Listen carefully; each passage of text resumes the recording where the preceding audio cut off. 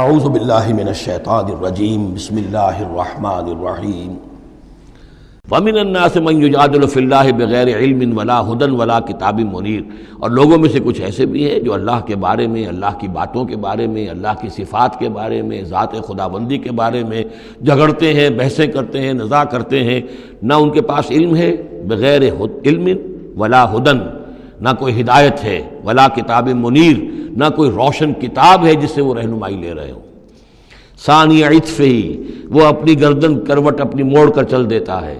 آیات سنتا ہے، اللہ کی کلام کو سنتا ہے، پھر ذرا وہ اپنی کمر کو موڑتا ہے، بل دیتا ہے، چل دیتا ہے، لیضل عن سبیل اللہ، تاکہ گمراہ کرے لوگوں کو اللہ کے راستے سے۔ لہ فی الدنیا خزی، اس کے لیے دنیا کی زندگی میں بھی رسوائی ہے، ونذیقہ یوم القیامت عذاب الحریق، اور قیامت کے دن ہم اسے جلانے والے عذاب کا مزہ چکھائیں گے۔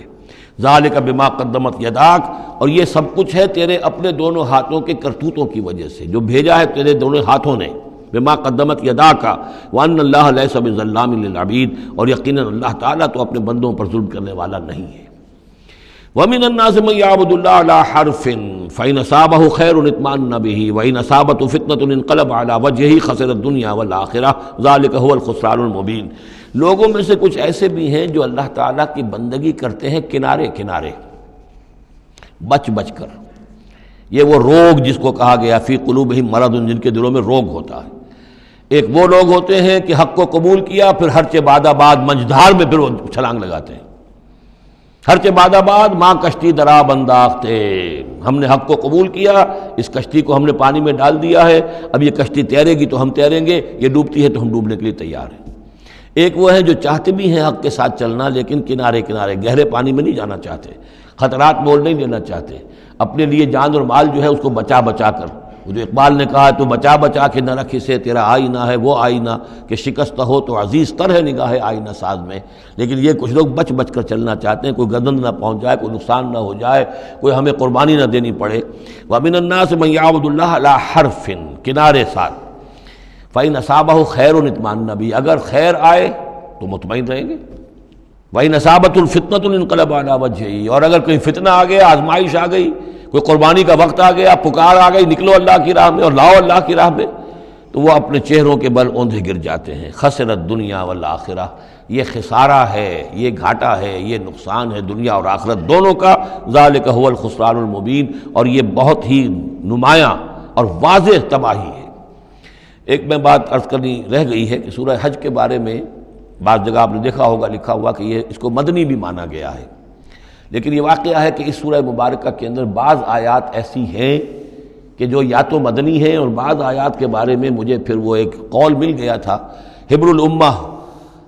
حضرت عبداللہ ابن عباس رضی اللہ تعالی عنہما کا، وہ میں بعد میں انشاءاللہ وہ کل ہم پڑھیں گے۔ وہ آیات نازل ہوئی ہیں اثناء سفر ہجرت میں۔ ظاہر بات ہے کہ جب حضور مکے سے نکل آئے ہیں اور جا رہے ہیں تو کتنے دن لگے ہیں، کوئی وہ چند گھنٹے کا، 1 گھنٹے کی فلائٹ تو نہیں تھی کہ جو ہوائی جہاز سے آپ چلے گئے ہوں، آدھے گھنٹے کی فلائٹ ہے کل، نہیں، لیکن یہ کوئی وقت لگا۔ اس میں بھی جو آیات نازل ہوئی ہیں،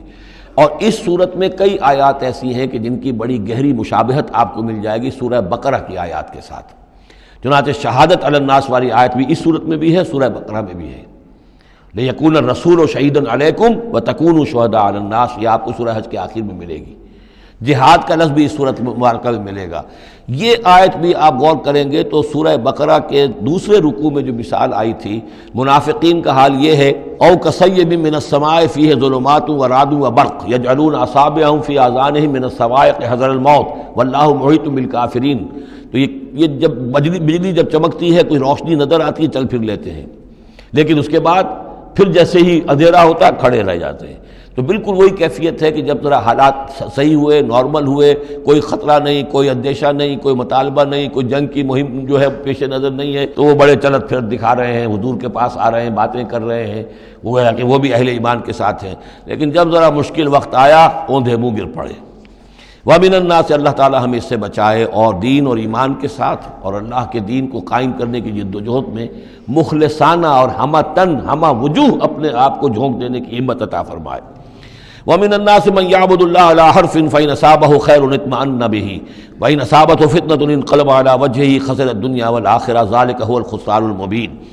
یدعو من دون اللہ ما لا یضرہ وما لا ینفعہ، یہ پکارتا ہے اللہ کے سوا ان کو جو نہ اسے کوئی ضرر پہنچا سکتی ہے نہ نفع، ذالک هو الضلال البعید، یہی ہے بہت ہی گمراہی، دور کی گمراہی۔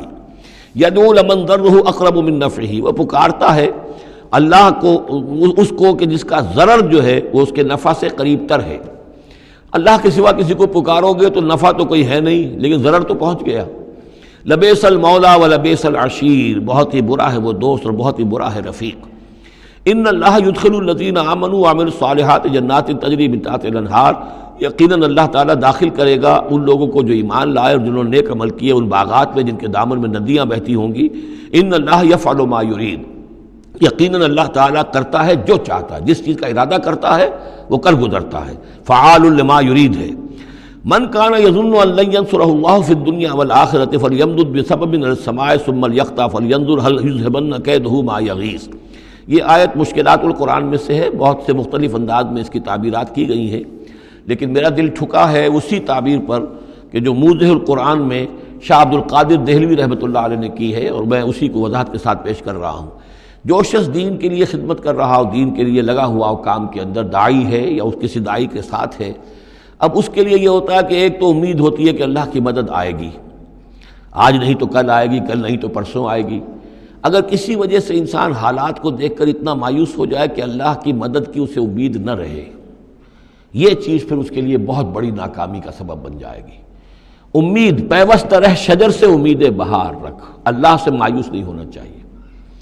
نہ لا تقنطوا من رحمت اللہ، ٹھیک ہے دیر ہو جائے کوئی حرج نہیں، لیکن یہ کہ یہ اللہ کی مدد آئے گی، اللہ جو ہے نصرت فرمائے گا، اللہ تعالی ہماری مدد کرے گا۔ والذین جاہدوا فینا لنہدینہم سبلنا، جو لوگ ہماری راہ میں محنت کریں گے، جدوجہد کریں گے، ہم لازماً انہیں اپنے راستے دکھائیں گے۔ یہ اللہ کا پختہ وعدہ ہے، ان وعدوں پر یقین رکھنا چاہیے۔ لا انک لا تخلف المیعاد، اے اللہ ہمیں یہ اندیشہ نہیں ہے کہ تو اپنا وعدہ پورا نہیں کرے گا، خلاف کرے گا، ہاں ہمیں اندیشہ ہوتا ہے کہ ہم تیرے وعدوں کے مصداق بن سکیں گے یا نہیں،